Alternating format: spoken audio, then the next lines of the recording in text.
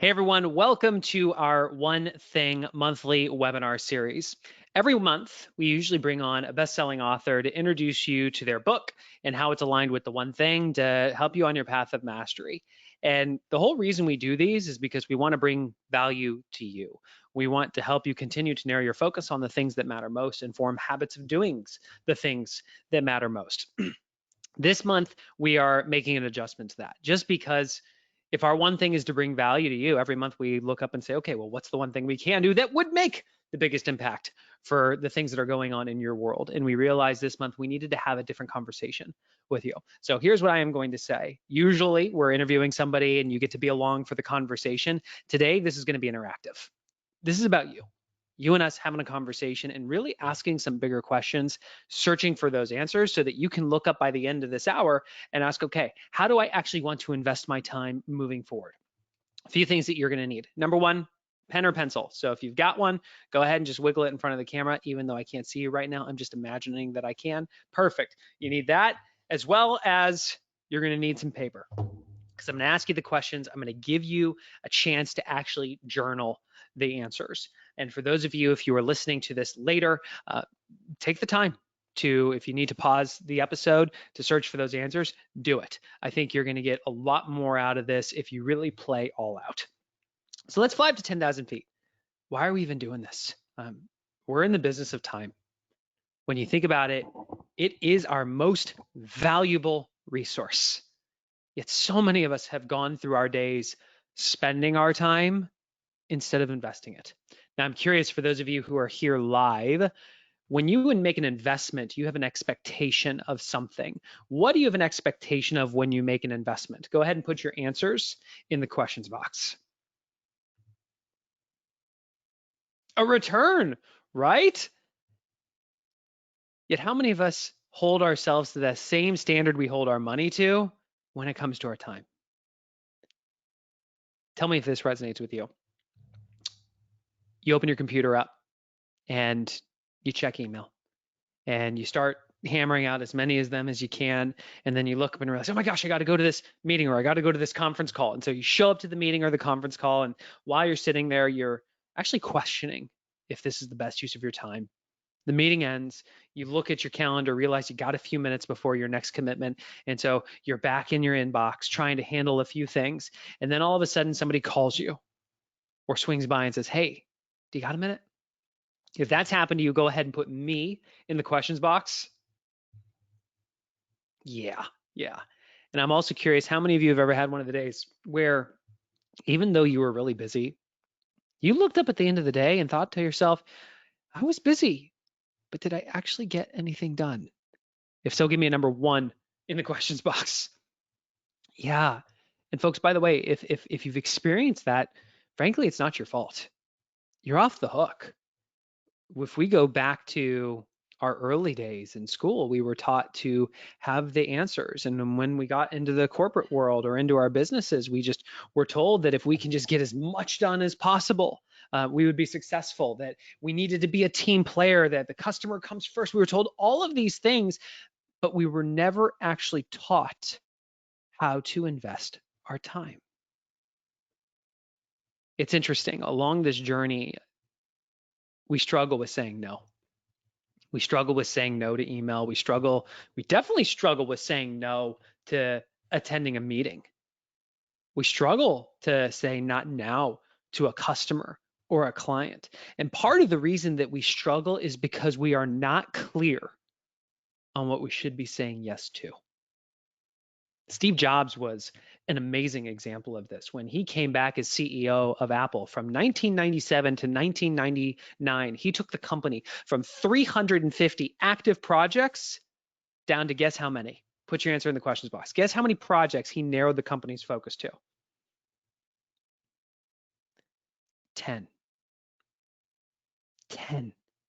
He literally shut down 340 initiatives that already had people assigned to, capital allocated, shut them down, let alone all the other shiny opportunities that popped up so that they could narrow their focus and execute on 10 really, really well.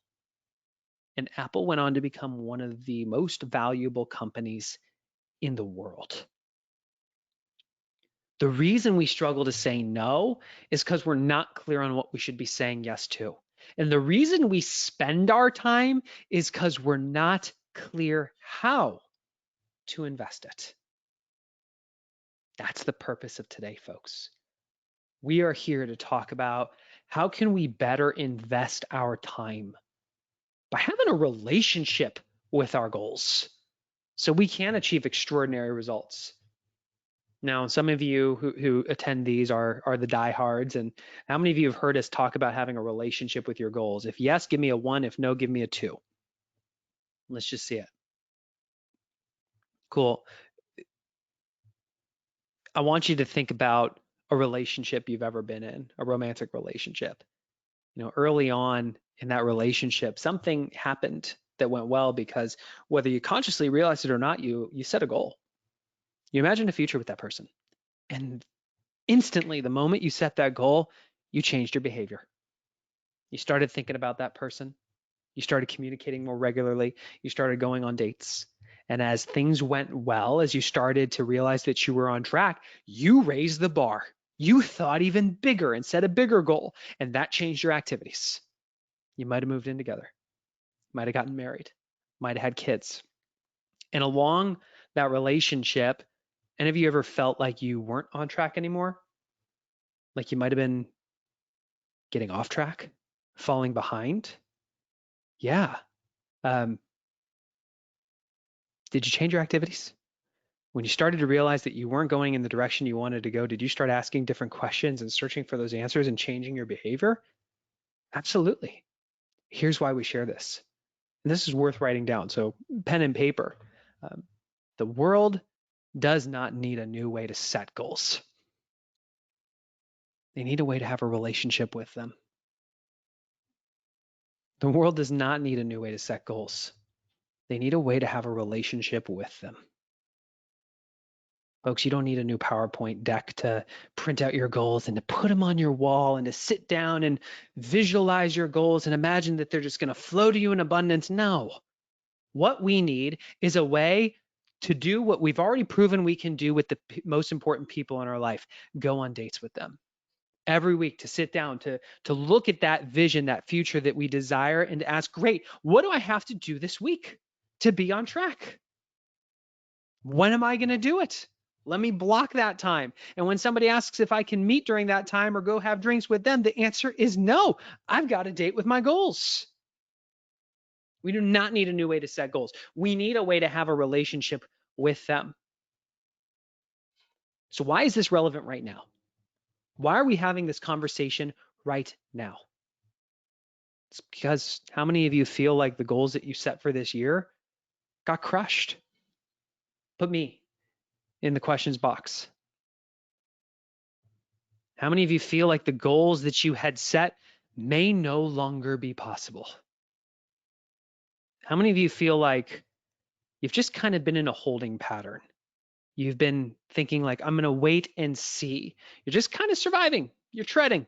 If so, put treading in the water. Like you're staying stationary, just trying to keep your head above water. You're good. Yeah. Here's the challenge. Imagine if we were all suddenly in an ocean together, just treading water. What would happen if we didn't pick a clear direction and start swimming eventually? What would happen? Eventually we'd drown, right? And this is one of the things that Gary says is when we look at this idea of the domino effect, you knock that one domino down and over time it can eventually reach from the earth to the moon. Sometimes we are failing so slowly, we think we're succeeding. That's worth writing down. Sometimes we are failing so slowly, we think we are succeeding. When COVID hit, for those of us that are business owners, immediately it was like all hands on deck, stabilize the business. And a lot of businesses have gotten to the point where, okay, we've stabilized. We're not thriving, but we're stable.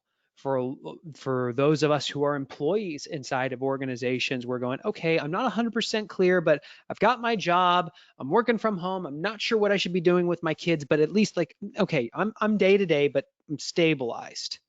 But here's the challenge. That's us just treading. And the truth is, when it comes to having a relationship with our goals, if we tread for too long, we drown and the goal dies.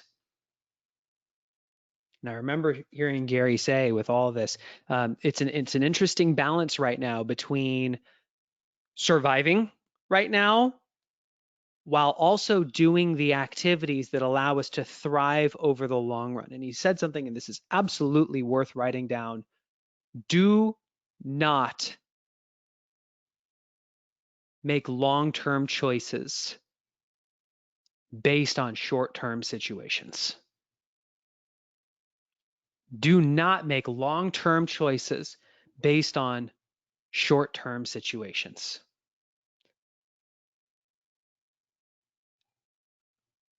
Because we were never taught how to have a relationship with our goals, it's really easy to go day by day by day, living in our inbox, going from conference call to conference call, chatting with the team to support them, and to feel like you're busy, but not actually being productive.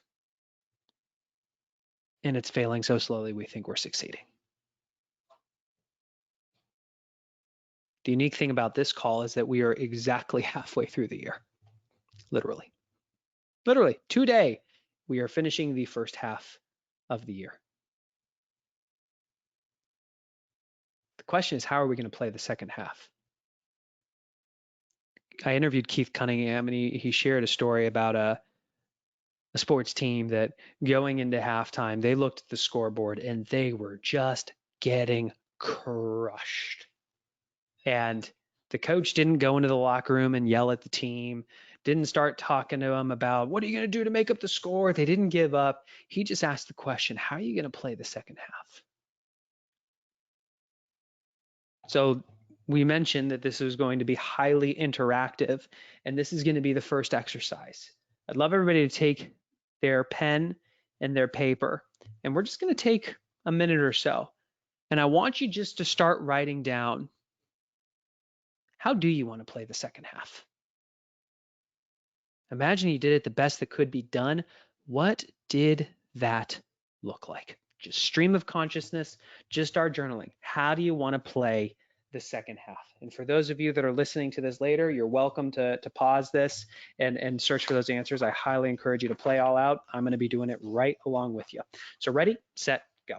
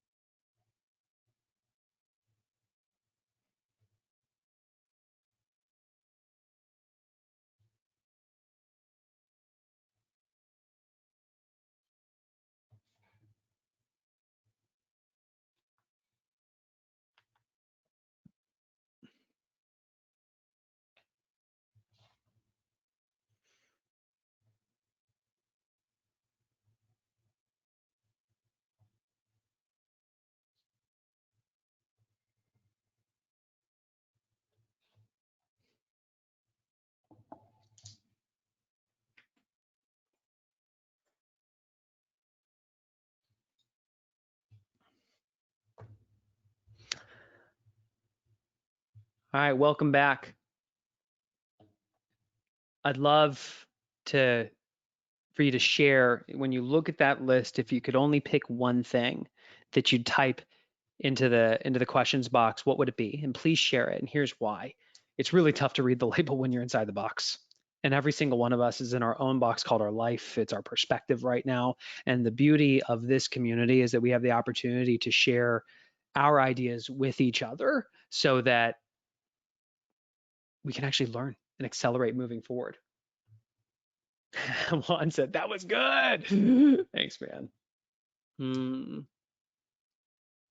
Yeah, Evan said it's a challenge planning the rest of the year when you want to meet in person with somebody to share an idea. Yeah, Evan, we're going to talk about that in a second. Linda said to be more intentional. to become debt free, to be more organized, to take action. Beth says close 20 deals. Juan says to be uncomfortable. Yep. Expanding the business into 3 new states. Love that, Kathleen. Take care of myself.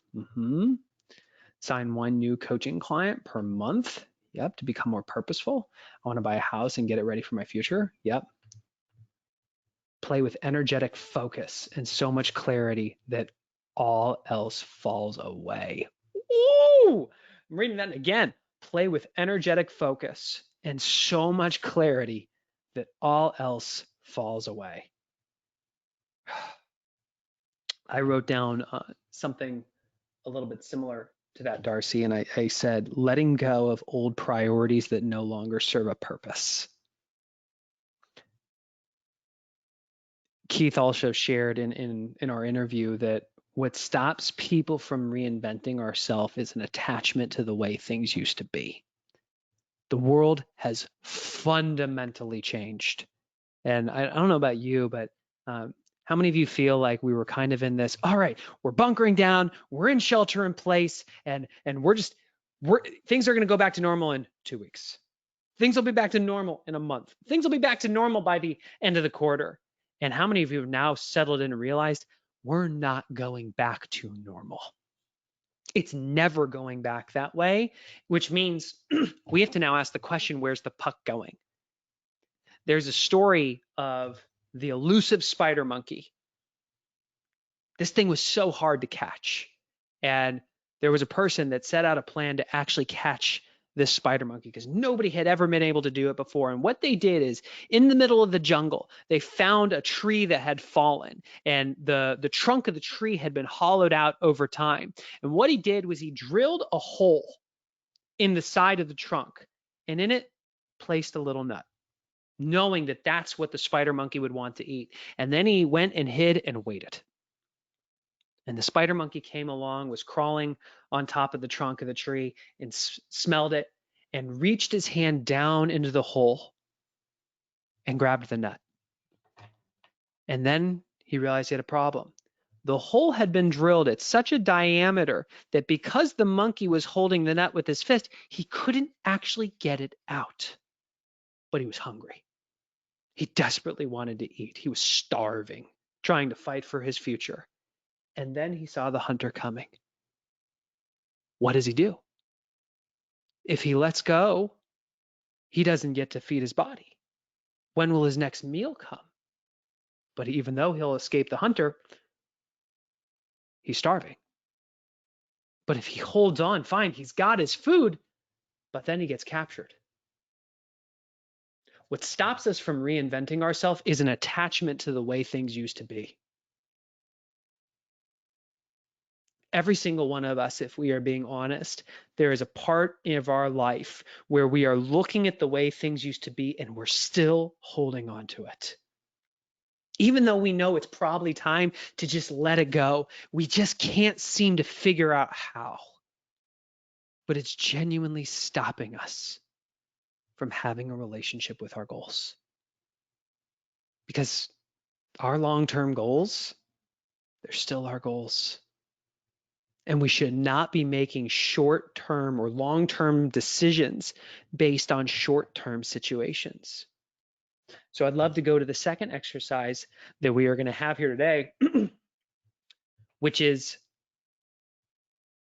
what are you holding on to that is no longer serving you?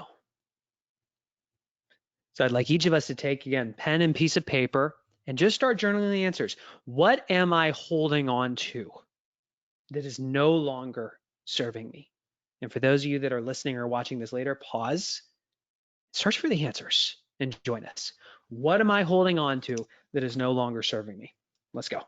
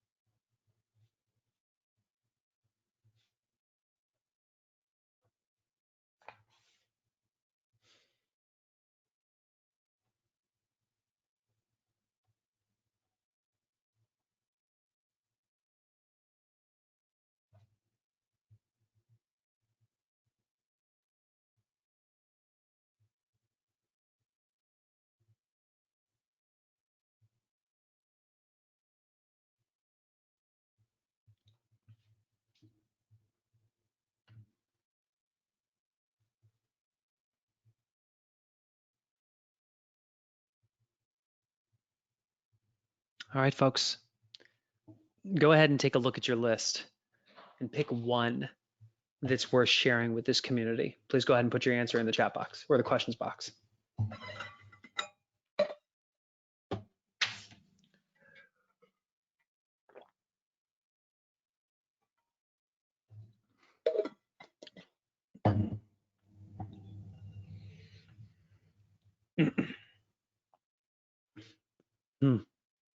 Perfectionism.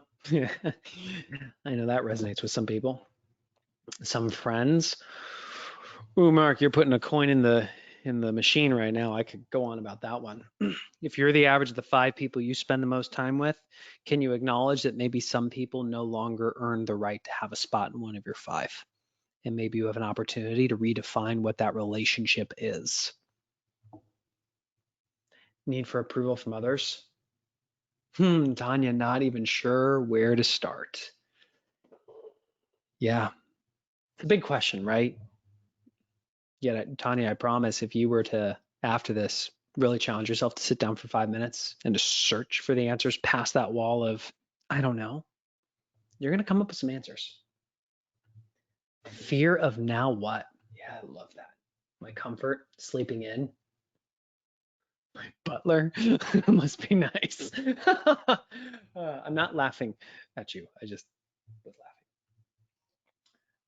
laughing. Last 10 pounds.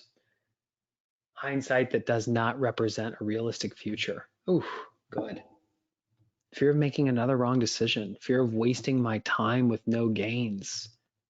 Evening TV time. Yeah, when I think about my world right now with Amy and the family, I wrote down a few things. One is deep down, I'm relying on old ways to invest in relationships and friendships. I've got a core group of guys that I play beach volleyball with every Saturday. That's changed. That's not viable right now. And I have not reinvented a new way to invest in those relationships, deep down hoping that we'll be able to play soon. Our model for our family meetings, my wife and I used to go to the gym and put the kids in kids club. And then she and I could go sit by the pool and actually look at our 411 and time block those things and not only have a date with ourselves, but have the date with our goals. And that has been completely disrupted. And we have not come up with a new model for that. Relying on our kids being able to go to school in order to get their learning done the way that we desire. The need for having a babysitter in order to have date nights. And the truth is, it's what's interesting. Like we just keep coming back to this. We're failing so slowly. We think we're succeeding.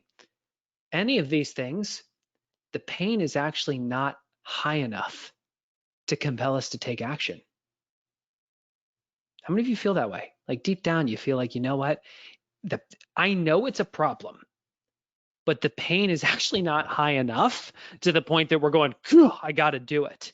And as a result, we tread day after day after day after day, waiting for it to go back to the old way, when deep down we are failing to have the relationship with our goal and it is dying. If that resonated with you, put me in the questions box. Folks, this is why we're having the conversation. I think every single one of us, if we had to think of, the ideal friend, the ideal mentor, the ideal coach, the ideal spouse, they wouldn't just be the people that were there for us when times were good. They would be there with us in challenging times, and they wouldn't just say the positive things, they'd say the hard things that we need to hear. And this is what we very firmly admire and respect about you being here, is that is this community.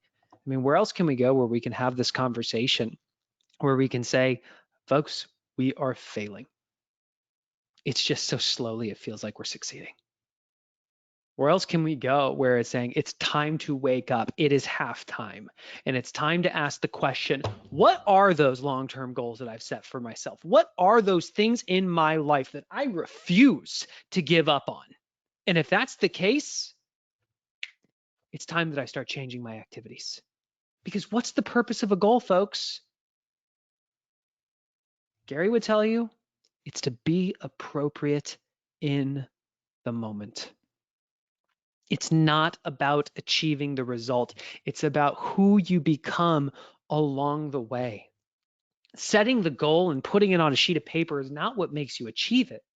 It's the activities you take. It's how you whack away at the dominoes day after day after day over time that gets you to that extraordinary result. But here's the challenge. Most people, when they set their goals, I'm going to have to do this to see how this is actually going to look. Most people, when they set their goals, they ask two questions. First is,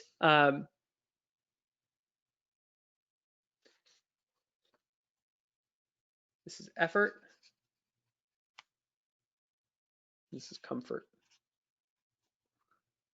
Okay, so this is how much effort it takes. Can they actually do it? And this is their comfort level. Most people only ask such big questions, which means they only search so far for the answers, and they set goals that are doable. I'd write that down. That's what's happening right now is you might have had a big vision for the future, but because of all the uncertainty right now, you're really unclear of what actually is doable, and it paralyzes us.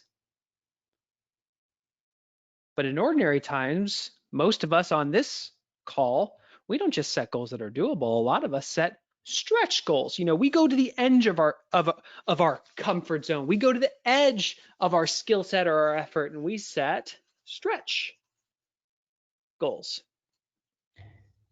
Yet the gift of being in business with Gary is he teaches you, like, if you want to think big but go small and trust that the dominoes will fall, you think so big and search so far that you go into what's even possible. And folks, here's the purpose of today. Just because we are unclear about what's doable, it doesn't mean that we sacrifice what's possible for us. Today, we have an opportunity to recommit to ourselves, to exploring in my life what actually is possible. Drawing me striking a Superman pose. What's actually possible for me in my life, even though right now is uncertain? And how can I take that vision and allow it to help guide me so that I am clear, if this is me here today, this is the path that I need to be going down so that I'm appropriate in the moment. I'm curious,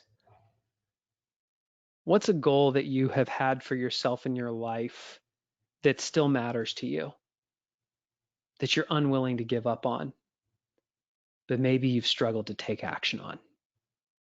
Put your answer in the question box.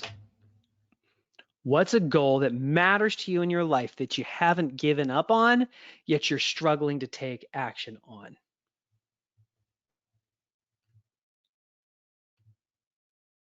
Wealth, my weight, financial independence, running my own business, fitness, being healthy, owning a home, losing 30 pounds, learning a second language, financial independence, owning my own speaking business, financial freedom, independently wealthy, retirement, higher elective office, fitness.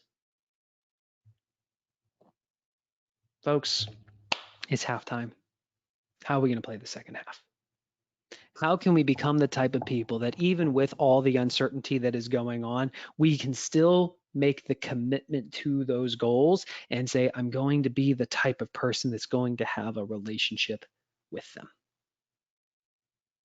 Can we walk you through how we do this? I'm going to share my screen with you. And for those of you that are listening to this later, no worries. I'm gonna walk you through how it all works. When we look at all the tools of the one thing and how they all fit together, we call it the productive system. And it starts by going out someday and imagining that future, imagining what does extraordinary physical health look like? What does extraordinary finances look like? What would an extraordinary relationship look like? You look at the 7 circles and you can go fast forward someday from now and imagine what extraordinary looks like. And transparently, that's not an easy question to answer. It's not like you ask it and all of a sudden you're like, ooh, I know exactly what that is. And I have crystal clear clarity. Mm-mm. You got to search. And it's not about being 100% clear. It's about being directionally correct. Instead of realizing that we're in the middle of the ocean and looking around 360 degrees and going, I can go any direction. No, no, no, no, no. I'm going to go this direction. And once we've got that someday vision, we then earn the right to reflect back and ask, okay, well, what would I have to accomplish over the next 5 years to be on track for that someday? Which, by the way, do you think that's easy to answer? No, that's thinking bigger than most people have ever thought. Yet I promise you, if you give yourself the space to search for that answer, you will get a level of clarity. And that's all you need, a level of clarity, being directionally correct, so that you can then say, okay, what would I have to accomplish by the end of this year to feel like I was on track for 5? And folks, for those of you that have attended our goal setting retreats, this is when you hit your stride. Setting 1 year goals we feel more comfortable with. And once you're clear on your goals for the year, if there is something that is a really big goal, that's complex, that has lots of moving parts, that might require multiple people, you do a GPS. That's a one-page business plan. It is a simple framework for gaining clarity and alignment for teams, for whole organizations, or for very complex projects. And once you do that GPS that outlines your goal, your priorities, and the strategies, you just look at the ones that have your name next to them. Because when you work on a team, you're not responsible for everything. You're responsible for pieces of the pie. Those pieces that you're responsible for, those go on your 411. And that is designed to help you as an individual have a relationship with your goals so that you can say, if this is what matters to me this year, here is specifically what I must accomplish this month. Not everything, the 20 percenters that accomplish 80% of the results. And if that's the case, these are the handful of dominoes that I just got to knock down this week that would automatically put me on track for my month, which puts me on track for my year, which keeps me in alignment with my 5 year and someday vision. The reason people struggle to have a relationship with their goals is they imagine the result they desire in the future, but they can't translate it into the activity they need to take today. I saw somebody say that one of the goals that they haven't given up on is losing 30 pounds. Here's an example. Based on that, what do you need to have at your next meal? I don't know. That's because we didn't learn how to have the relationship with it. Once you have your 411, you've identified the 20% priorities that generate 80% of your results. You've got that clarity. That's what you time block on your planner and your digital calendar. You open that bad boy up and you place those big rocks in the stream so that when the water hits it, it goes around it. And everything else, all the other 80%, we don't ignore it. We just put it on the back of the 411 in the form of a to-do list. That way mentally we can go, okay, I've acknowledged it. I've documented it. Now let me get back to the thing that matters most. And let me whack away at that domino until it falls. And then I earn the right to move on to the next thing and then the next thing. And if we want to make these models a habit, we start by going on a 66-day challenge to make using the model a habit. My first 66-day challenge was to check my 411 before I checked my email. And when we do this inside of companies, we will often challenge them, hey, before we even set up 411s with your people, let's have them go on a 66-day challenge just to check the 411 before they check their email. Because if the 411 is blank, what are you more likely to do? Fill it out. And if you filled your 411 out for the week and you check it before you check your email, you are going to see your number one priority for the week, which would make you more likely to do what? To whack away at it. Let me ask you a question, and I want you to put your answer in the questions box. What becomes possible if every day you had clarity on your one thing and you did your one thing? What becomes possible? Anything. Freedom. Everything. Winning. anything and everything. You achieve your goals, whatever I decide, peace, progress, someday goals, freedom, peace of mind, everything. Oh, you are only one habit away from something truly extraordinary. How many of you are ready to stop dreading and start swimming in the direction? I am. So I have an ask. The purpose of this training is to support you. It's to serve you. And when we sit down and we ask, how do we actually serve you at the highest level? The truth is, we've got to roll up our sleeves and partner with you for the next 6 months because times are hard right now. Things are so uncertain. And so I have a bold ask, and I'm going to ask that every single one of you open a new browser tab. Right now, don't go to email, don't do any of that, but go ahead and open up your internet browser. And I'm going to ask you to go to a very specific URL. And Kaylin, if you can put this in the questions box, that would be helpful. It's the onething.com, and that's with the number one in the URL, the onething.com/set my goals. The onething.com/set my goals. You can see it up here.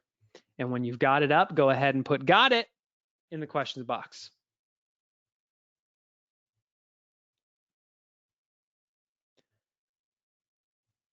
Perfect. These are not ordinary times, folks. And the definition of insanity is doing the same things over and over again and expecting a different result. And I don't know about you, but in my life, there are things that I need to get back in that driver's seat and stop being passive about. And I know that no one succeeds alone. I need to do it with people, which is why I'm asking to do it with you. So what I'm going to ask is that you look at this and ask the question, when it comes to you having a relationship with your goals, if you could only pick one, which would resonate most with you? Is it setting your goals with a significant other as a couple? Is it setting the goals with your team? Or is it setting the goals with yourself as an individual, solo? Do me a favor and click the button that actually resonates most with you. And the URL again is theonething.com. That's with the number one. So the number one thing.com/set my goals. Here is what we have put together. We recognize that what stops us from reinventing ourselves is an attachment to the way things used to be. And when things change, we looked at everything that we did and said, how do we reinvent it to serve you best? And the truth is, if you are able to actually, if you have any disposable income whatsoever to invest in yourself, we genuinely believe that this is the highest way we can serve you. Because right now, we don't have enough pain in our life to force us to get that clarity and say, okay, that is still our future vision, and here's how I'm going to behave appropriately in the moment. And if we don't do that, day by day by day, we tread until we drown. All of us who are parents have been crossing our fingers that our kids get to go back to school, and we are petrified if we cannot do it. For those of you who both parents work, and if your kids aren't going back to school, we are petrified of what that means. Many of us are scared about what the future looks like for our business or for our jobs. We are watching our health fade away because, frankly, we have not been willing to get in the driver's seat. We've been just comfortable enough in the passenger seat. So we want to roll up the sleeves with you. So here's what happens. Here's what we put together. There are three elements to this. The first is we want to help you set your goals. We're talking someday goals, 5-year goals, 1-year goals, your full GPS, 411s, so you can start having the relationship with your goals. This is a course that we have sold. It's called our Goal Setting Retreat. It's our master course on it. Transparently, it sells for $500. And right now we have reduced that all the way down to $95 because genuinely we just want as many people to be able to take it as possible. And we also understand that there are people that one of the highest impact things we do is our actual goal setting retreat that we facilitate every year in the fall. We can't facilitate it in person this year, so we're doing it virtually. And so you will see we have made things extremely affordable so that you can get access to the master course right now, recommit to that long-term vision, and get clear on exactly how am I going to play the second half. Every month, we're going to start to send you these reflect-in plans that not only help you as an individual reflect-in plans, but we've also got ones in there for families. So if you want to do it with your kids, so you can involve them in the process. And that will then take us into the fall, where November, we are not just we're doing a weekend where we're doing a retreat for couples that we're facilitating virtually. And the next weekend, we're doing a retreat specifically for individuals and teams. And you get access to all of it.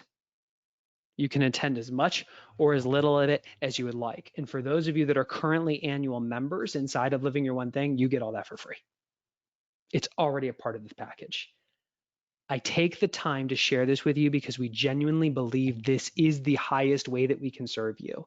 And if you are able to make the investment in yourself, we hope that you will do it. If you do decide to, just go ahead and let us know in the chat box or the questions box. I would love to be able to thank you publicly while we go to Mark and Jenny to talk about their experience. So thank you very much, folks, for allowing us to go through that. We genuinely believe it matters. So Mark and Jenny, if you guys can unmute yourself, and Mark, if I can see your face. Let me unmute you, Mark. Mark, can you hear me? I gotcha. Perfect, and I can see you. First thing I want to acknowledge Mark for, a lot of people have plan A, but Jay says the most successful people are successful at plan B and sometimes plan C. Mark, what plan are you on right now? I think I'm on a Q. Yeah. So Mark had C for sure. Mark had to move multiple times to be able to be here today. So I appreciate you being here. And I've also got your wife, Jenny, on the line. We can't see her, but we can hear her. Hey, Jenny. Hey, Jeff, how are you? I am delightful. So there's a reason that we asked the two of you on. Both of you have been on a path of mastery, not only as husband and wife, but as practice leaders of the one thing. I would love for you to take us back in time a little bit and walk us through what exactly life was like prior to doing your goal setting retreat. You know, Jeff, Tony Robbins says that if you're not growing, you're dying. And I'm a KW agent, and inside of Bold, Diana Kokoska says that sometimes we are dead and we're just not aware of it yet. And our marriage, not to be overly dramatic, truly was in that state. We were dead, not aware of it. We were coexisting. We were setting goals that contradicted each other. We were asking each other to make sacrifices that the other one wasn't willing to get on board with. And several times throughout our marriage, Jenny and I had been at places where we asked, fully transparent, we asked ourselves the question, would this be easier if we just weren't married? And I think the lowest point for me was when we found out that our second son was born. And I came home excited to celebrate with Jenny after working a long day on things that didn't really matter. And I found a pregnancy test on the bathroom counter. And I put our son to bed and I came out looking for her, excited to celebrate. And when I found her, she was curled up in a ball on her bed, bawling. And the first word she could say to me was, "We can't afford another baby." And we were just at very, very low places. Jenny, take us to that time, and what did you guys try to do? What's funny is that was the year that Mark and I actually took the time to sit down and set goals together. And we had made this vision board, and we had envisioned this great life, and we stuck it up on our wall, and life literally went downhill in every one of those single areas. Every circle, it was all rolling downhill. And there were, like Mark said, quite often days where I was like, I think I could just do this on my own. I can go back to work and I can take care of my other son. And like I was making the exit strategy. And I had never, I mean, we had been married 9 years at that point. I had never, ever thought that we would get to that point, ever. And we were there the year we had made goals together and done all these things. And we didn't know how to have a relationship with our goals. We had forgotten how to have a relationship with one another. And now we're adding another human into the mix. So it was a tough year and a half, 2 year season. Mark, I know you heard one of the podcasts about where we interviewed another couple about their experience going through this together. Walk us through what it was like sharing out with Jenny. When I first heard it, it was like a beacon of light in the night. You know what I mean? It was literally like, hey, this is something that could maybe get us on the same page and help us in our individual businesses. Again, it wasn't even so much about how we could get our marriage better, but there was a phrase that specifically sticks out in my mind from that podcast, and it was talking about I think you'd asked the question of the couple, when was the last time you sat down and you set these goals together, working as a team? And when Jenny and I went through our marriage counseling, we were told that in the areas that I'm strong, she's weak, and in the areas that I'm weak, she's very strong. And so when we are on the same page working together, we're unstoppable. And I shared the podcast with her, just quickly sent it over to her. She listened to it, and I was thinking, there's no way that she's going to want to do this. This is so out of her comfort zone. And she responded back, when are we going? And when are you booking the tickets, basically? And it was literally, it was like, oh, she's on board. Like, this is good. And it was very, very encouraging for sure to see her react, because she was longing for more too. And like I said, neither one of us knew how to vote.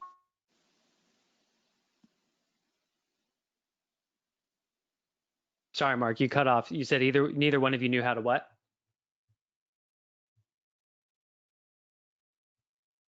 Hold on. So Mark, I'm going to turn your camera off because of bandwidth. You were saying that neither one of you knew how to do something. Or Jenny, I'll just go to you. You guys came to the retreat. What happened? So we came to the retreat, and I was under the impression that the one thing was very much a business oriented community, that it was more so about business goals, because I had heard about it through Mark with Keller Williams. And from the podcast, I knew that it touched on other areas of life, but I didn't expect for it to be what our marriage needed the most in that moment. And not even just our marriage, but what our health goals needed, what we needed as parents, as sons and daughters, and just the relationships that we have with other people. I did not expect that. I was honestly expecting to walk in and know how to both of us set business for our individual, or set goals for our individual businesses, and work as a team to hit those. That is what I was anticipating getting out of it. And it was so much more than that. What specifically changed? Because I mean, I appreciate that you say, like, okay, we didn't know how to have a relationship with our goals. We didn't know how to have a relationship with other, but what did you start doing that actually, I mean, you guys are still married, spoiler alert. Yes. What did you start doing that made everything else easier or unnecessary? So one of the biggest things that from the retreat was where you take out and you pick out the 3 core values, that card activity. And we've been married for 10 years at this point. You would have thought that I would know my own core values, and I would definitely have a good idea of what his were, and that he would know his. And we had never done anything like that. And once we did it, we laughed and we looked at them and like, of course those are your core goals, and of course those are my core values. And it changed the way that we were able to have conversations about our goals in general, because Mark's number one thing is fun. My number one thing is efficiency. Is what? My number one thing is efficiency. So you can see how those could really not work well together. But if you combine them, you're going to have a very effective, awesome time reaching your goals. And so it allowed us to have a different conversation about our goals. And then the other thing was that you talked about, and you did earlier on the call today too, that you have to date your goals. You cannot be the stalker of your goals. And so we implemented a weekly goal check-in, and we don't talk about all 7 circles at the meeting because there's just not enough time. But just to quickly, this week we really need to focus more on our finances. So we do a weekly check-in with each other, which we had never done, even honestly in my business. And I know for Mark's, like, you put the goal out there in January and you're like, I think I'm doing all right. And then comes December, you're like, I'm nowhere near. We gotta do something. So just the weekly check-in with one another on one of our circles has been huge. That's awesome. Mark, what's been the biggest value for you along this journey?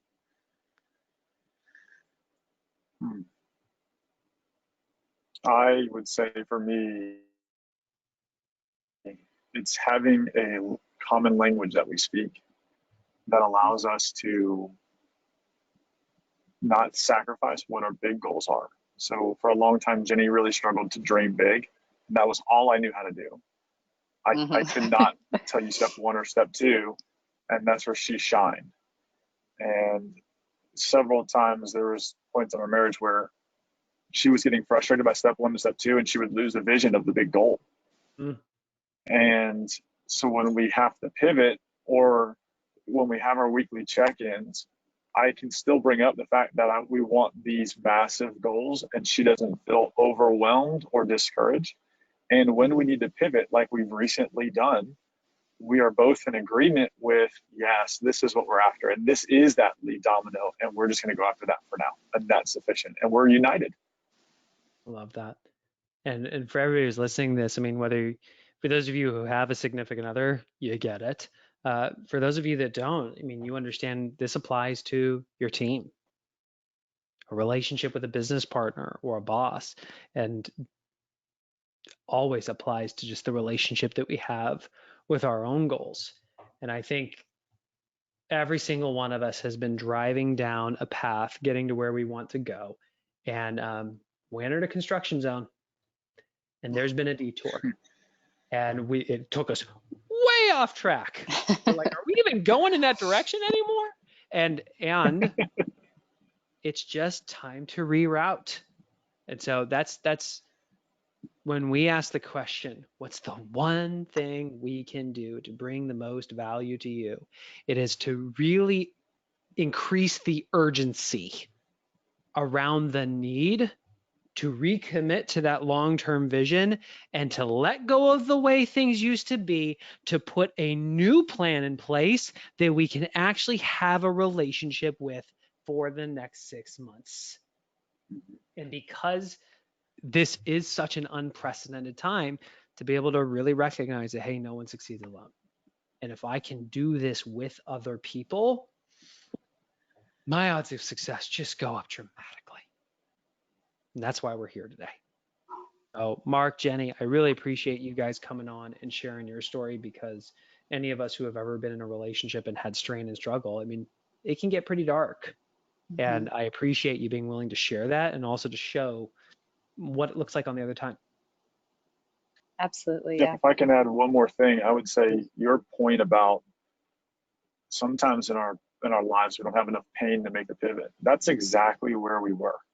Mm-hmm. And I would say to everybody listening, especially in your key relationships, if things are not what you want, and there's not enough pain for you to take dramatic change, or you don't know how to make that dramatic change, then you need to be here and join the community that is around you, that's helping us succeed at a very high level. Even when we're failing, we're still moving, we're failing forward, which is great. So thank you for that. Yep. Gary says, fail fast, fail forward, and fail often. He lives that way. He really does. So folks, here's what I would love to do. Pen and paper. Based on everything that we have talked about today, what's one thing you can do such that by doing it, everything else would be easier or unnecessary? Go ahead, take time, think about it, write it down.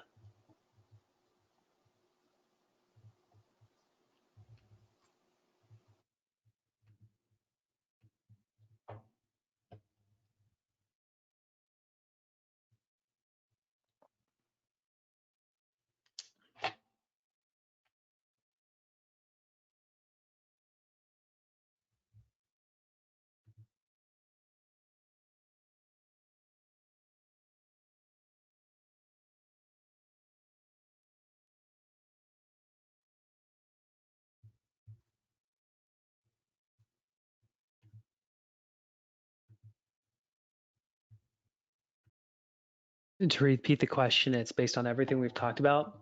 What's the one thing you can do? Especially by doing it, everything else will be easier or unnecessary. Please go ahead and put your answers in the questions box. Would love to see.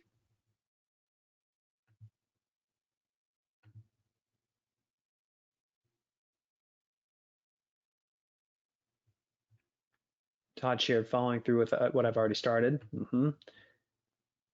Spend time thinking about what needs to change. I can't keep going my previous direction. So Steph, I'm going to offer one suggestion. Invest my time. That's not an expense. That's an investment. Have my 411 in my face every single day. I love it, Juan. And Juan, I'm just going to challenge you. Before you even earn the right to open your computer, just check your 411. I was looking to grab it. It's right here. Here's my 411. Just check your 411 before you even open the computer or before you check the email. Time to reroute. I need to pull back and pivot now. Yeah, Larry, I appreciate it. Getting back on track with my 411 and time blocks. Love it.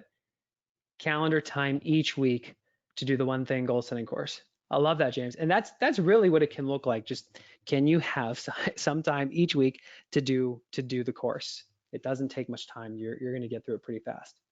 Do my 411. Become an annual member. Thanks, Dwayne. We're excited to work with you. Get clear on my next steps. Perfect. So Kimberly, can you block 5 minutes to ask the question, what's my next step? What's the one step I can take that will make everything else easier or unnecessary? Attend the retreat every year. Aw, Jenny, you're the best. Tracy, get into relationship with my goals. And that starts by just having that weekly date. It's called a planning time block. Have it scheduled. Open your calendar and block time this week to have the relationship with your goals. Review my 411 each day. Time block my priority. Acquire 10 new clients. Yeah. I wrote down time block my wife's in my mid-year goal setting retreat because very specifically, like in our lives, there are some specific challenges like what do we do with our kids all summer? And how do we actually not just be passive in that, but actually be purposeful so that this summer we're creating so many memories that matter. She and I are going to do one just on that so that we can have the relationship with that the rest of the summer, which will give us the momentum for the rest of the year, which then brings us into our fall goal setting retreat where we can then think big, go small, and trust that the dominoes will fall. Folks, thank you so much for investing your time with us. The truth is the thing that will determine whether you just spent the last hour or invested it is whether or not you do what you said you would do in the chat box. Whether or not you actually take action and whack away at that one thing. Because if every day you wake up with clarity on that one thing and you whack away at it, it will fall. Thanks, folks. We appreciate you.